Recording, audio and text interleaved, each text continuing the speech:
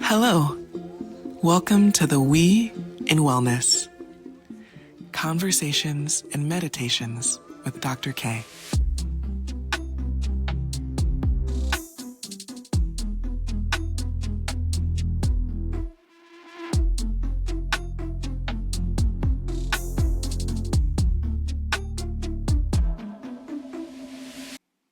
Hello and welcome back to the We in Wellness. I'm your host, Dr. K, a naturopathic doctor and therapist. So today I'm going to jump right into it. We're getting the conversation started with some questions. I was excited to have such engagement after the first session, calling it a session, after the first podcast. Some people had some questions for me. And about spirituality and wellness. So, let's do it. First question. How do you know you're on a spiritual journey? I think it's a brilliant question. I'm probably going to say that about all of the questions. But how do you know you're on a spiritual journey? I think you know if you're asking the question. And the answer is yes. If you're not asking the question, then you might be on a different type of journey. You may be working on something that's more material or physical in this realm. You may be focused on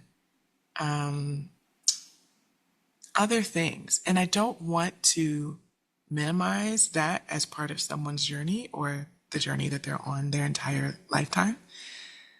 But if you're asking, am I on a spiritual journey? Are spiritual things happening? The answer is probably yes. Other ways to know would be signs and symbols. Some people are more into that than others. But I think synchronicities are a good way to be able to tell. So if you are having algorithm aside, that's important. Because a lot of times people go, I was having this conversation and then my phone started showing me ads for that thing. And that's a little different than a sign or a symbol. And I've seen people get caught up assuming, oh, well, this means that I should. Okay. So what I would suggest is away from your phone or sources of media with microphones. Or from what you're scrolling on in your social media feeds. If there's something you're curious about, if you have a question, if you are wanting an answer to something in your quieter moments, if when you're trying to fall asleep, your mind usually goes to a certain place, whatever that is, I would like you to kind of lean in on and say, okay, I'm going to look for an answer in whatever way an answer can be told to me. And if it pops up after that, then yes, you were on a spiritual journey. And whatever that answer was would be your next best step. Okay. So our next question, this is an interesting one as well. Does procrastination have spiritual implications? Now, I feel like I know who asked me this question. And I feel like this type of question can either come, I'll generalize it a bit, can come from someone who is prone to procrastination and they're starting to think about spirituality, or it's from someone who is spiritual and is trying to understand why they still procrastinate if they know what spirit wants and they want to hop to it and give spirit what spirit needs. But they're not doing that right away. Or they've watched someone else do it and that's why they asked the question. Okay. So the question again, does procrastination have spiritual implications? For me, I see this as a yes and a no.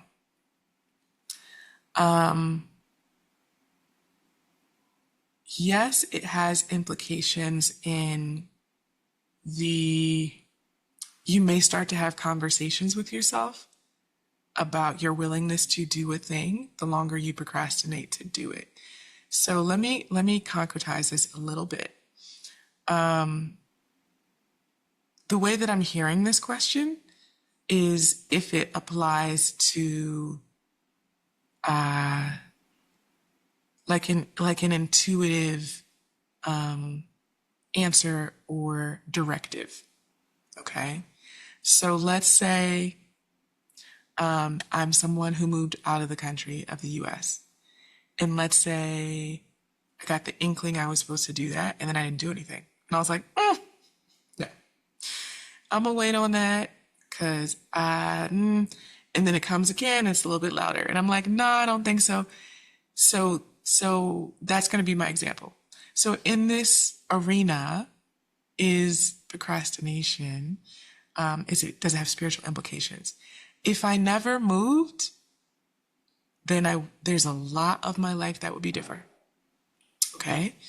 And in that way, I believe that the spiritual lessons or opportunities would have had to find me a different way, and it may have taken longer if I didn't follow my inclination and my intuition to move.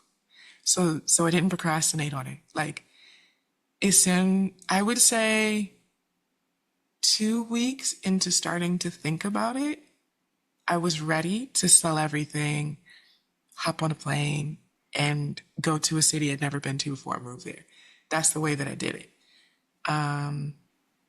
There are other times in my life in which, yes, I have procrastinated, and I prefer to think of it as, okay, whatever was coming to me from that thing will still get here. The podcast is one of them. Like I said in the last episode, people have been encouraging me to start a podcast for years, and maybe I was procrastinating, or maybe this is perfect timing of when I'm really supposed to do it. I think the implications are very individualized, and you have to be willing to acknowledge that you waited, but you're doing it now. I think that's an important part of the process where there wouldn't be negative implications, but there may be some positive implications if you watch yourself procrastinate and then realize what you were doing so that the next time you do not procrastinate for as long. I hope that answer made sense. If you would like more clarification, please leave a comment and I promise I'll circle back and answer you. Okay, next question. Does wellness include, this is a heavy hitter, does wellness include incremental improvements, or does wellness only exist when a threshold is met? Okay. This is a really interesting question. The first two questions are more spiritual. This one is asking, okay, well, this listener heard my definition of wellness, where last week I was speaking to, for me, it feels like the absence, what am I saying? For me, it feels like the absence, I need to stop rushing. This is what happens. I'll be honest, I procrastinated recording this episode. And that's why I'm speaking faster. Is that an implication? Yes. So I'm going to slow down. So my definition for wellness last week was the absence of impediments that have you on your best healing journey, because all of us are healing and we don't ever really, we can get to a threshold of mostly healed, but there is always more work to do. So this question of, does wellness include step by step, day by day, incremental improvement, or is it only when you get to the station that is wellness? Okay. I love this framework. because the answer is, well, wellness has to include all of it. But we live in a society and in a culture that puts productivity politics and respectability politics and capitalism on top of wellness. It's like, oh, you have reached it when your BMI is here, when you don't have, if you have an autoimmune, it's in remission, when you're not too sad and you're not in a state of mania, like you've reached wellness. Like we have definitions of it in that way. But wellness is also removing the impediments to health, removing the impediments to wellness. So every incremental step does matter. And here comes the transparency moment. I've been working on my yoga practice. Now, I used to do yoga a lot in my 20s. By the time I hit med school, I was exhausted and not doing a lot of self-care, self-healing. By the time I hit therapy school or my master's degree, that was mostly done during the height of the stay-at-home pandemic times. So I was serving others and not caring for myself during a lot of my clinical training, which is not a particularly unique story, but I guess I fit that stereotype. So was I doing yoga? Was I stretching? No.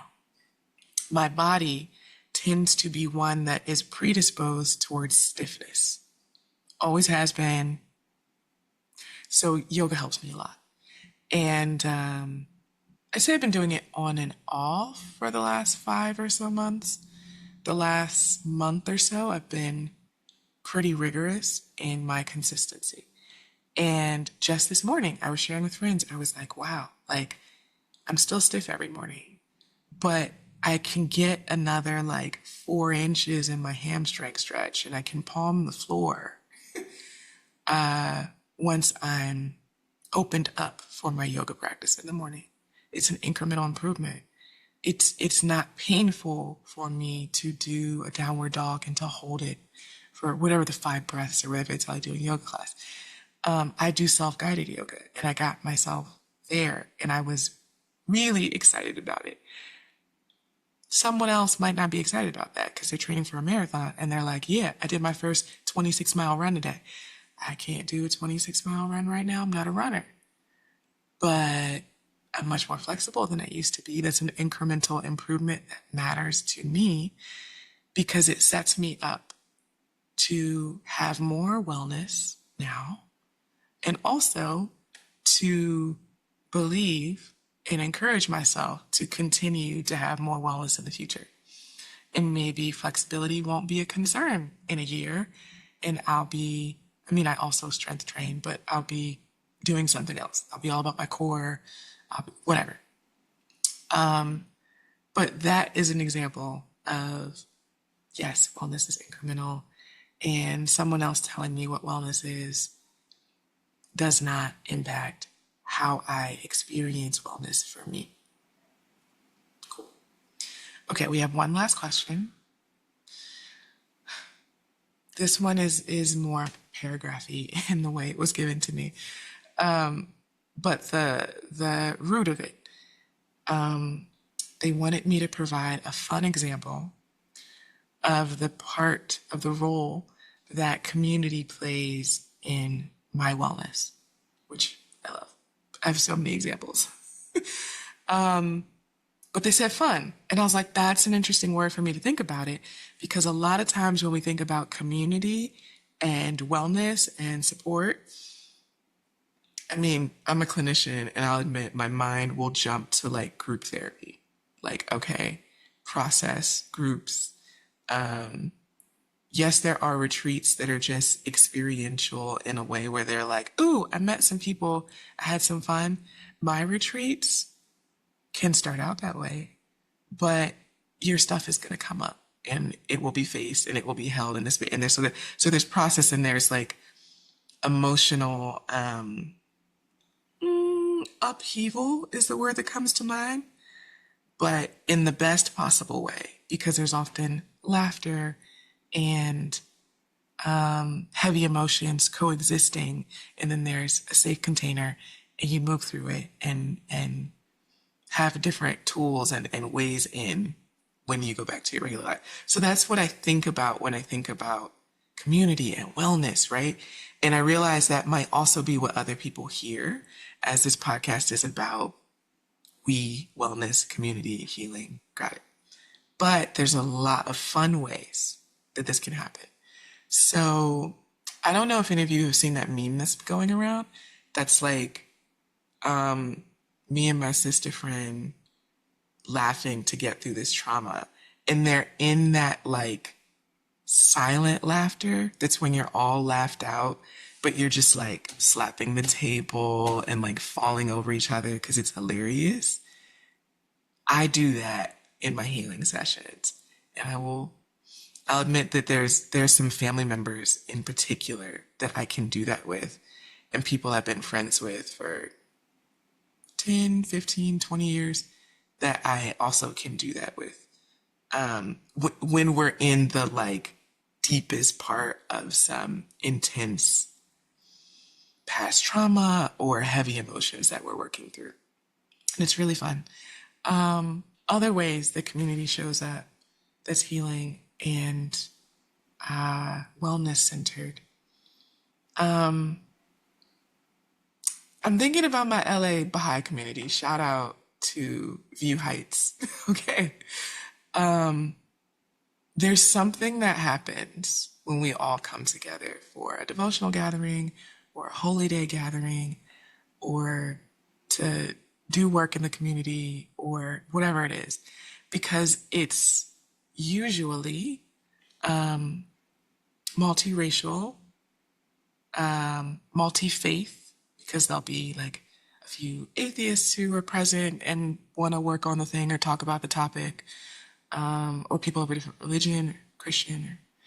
And it's also very intergenerational. So there's kids running around, and there's someone with a baby on their lap, and there's teenagers supporting the little ones, and then there's adults, and then there's elders, and there's space for everybody. I'm using that specifically as an example, although I'm sure it exists in other contexts and other places, just because that's where I've experienced it the most. And it gives such a joyful place for my heart, to know that there is layers of community. And I've been in spaces where whatever I came in with, whether I'm worried about the health of my body or passing a board exam or heartbreak or whatever I have going on in my personal life that feels not aligned with wellness, which is a self-judgment, because all of us are aligned with wellness in different ways throughout different times, right? But when I've come into a space of community with that, and they all have their own stuff, okay? Trust me. But there's something about the coming together that builds this, I don't know, it raises me to a point where I'm like, you know what? We can get through anything. We can get through the state of the world. We can get through a tough day at school or work. We can get through a health crisis because it's not just me. And as someone who lives alone and enjoys that, in a country where I'm not completely fluent in the language, there are times and pockets where I get to connect with others and it feels really healing. Sometimes it feels really taxing. But when I can be in a space where everyone has a similar intention of care and support and love, that is my happiest and most playful and funnest memories of community and wellness, even though we're not specifically talking about wellness at the event. Okay. So that's it for our questions and answers. Thank you to the people who submitted questions. Thank you to listening to these answers. I hope they were some thought starters for you. You may have completely different ideas about ways to answer the questions. I wasn't channeling today. Yeah. If anyone was curious about that, I was not channeling today. Those were more from clinical experience and lens that way. But if it feels resonant to you spiritually, great. If you're wondering what that sound is, yes, I'm shuffling cards. Okay. I am using the Herbal Astrology. Herbal Astrology. I'll take a picture of it and get a clearer view. It's blurry. And we have 2 cards. So what might they be? Okay. So our first card is, I have got to get this camera set up better. Ginkgo. You can't read that, but you can see there's a sword, there is a raven, and this is like the hand of God. If you're familiar with tarot, the hand of God usually is referenced in the ace cards, and it's handing you something. It's a new beginning, a spark of something. Once again, we're on thoughts. We had the page of swords last week. This week, this is kind of like an ace of swords, but it's a breakthrough. It's cutting through past systems and cycles and things and accepting the gift of what is new and supportive. We also got elder, and I was just talking about how my fun experiences of community involve elders and kids and, people of all ages. But yeah, so elder wisdom. This one has a lot of fairies and a tree and a wand. I feel like there's some magic to it. When it comes to the oracle cards, it is best to sort of use the book with how the author wanted you to be guided through it. It can be supported. So, okay, our first one says the sword of truth, held by the hand of God, rises from the clouds, signaling a moment of breakthrough. Bring the light of dawn to the ongoing cycles of darkness within yourself, or those experienced on earth.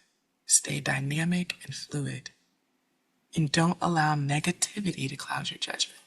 Okay? And that we have in conjunction with the Elder Wisdom card. And this herb on here is sambucus. It's elderberry. Okay.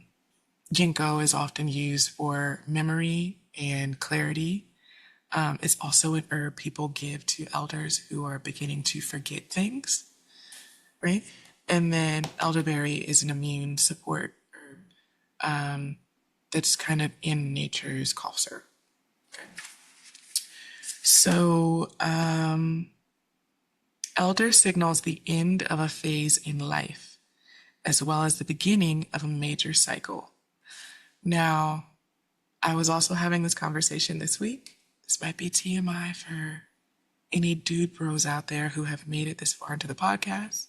But if you're still here, please listen, it's important. Elderhood in a lot of indigenous communities is brought on for women at menopause. And the perimenopause time is preparation for elderhood. So if you didn't know, now you know. Something to look forward to. If a woman entered menopause early for lots of different reasons, or if a woman is not in a menstruating body, elderhood still comes around that time. But but anyway, so that's just, so I'm not excluding anyone, but that is in a traditional sense, elderhood hits around that time. But you can also intuit when that would be. Okay. Allow yourself to be consumed by her mighty presence as the Dark Mother protects our spirit as it goes through the cycles of transformation, which is a good time for me to remind you that the bonus meditation from last week was about cycles of transformation. So, if you're breaking through, have grace with yourself and allow yourself to listen to the inner wisdom. And if you have elders around, please listen to them too. That's the message. Okay, well, I'm going to leave it here today. Be on the lookout for some bonus meditation shares, and thank you for listening to me and for listening to the We in Wellness podcast. I'll see you soon.